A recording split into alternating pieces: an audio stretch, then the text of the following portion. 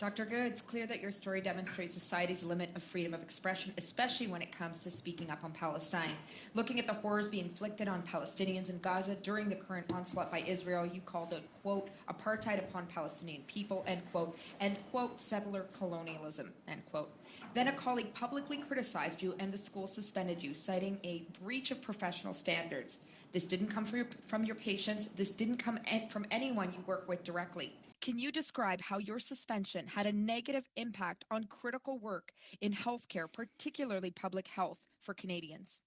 When I think about the role that medicine as an institution has played historically and ongoing in things like justifying slavery and forced sterilization of Indigenous women, nutritional experimentation of Indigenous children, these are the realities that we face in building trust with our patients who are the most vulnerable and the most structurally oppressed. It becomes really challenging to do that work when we're faced with investigations and discipline as healthcare workers, as physicians, working in this space. The suspension that I experienced also had chilling effects on my colleagues and other learners and faculty within the institution, but also across Canada.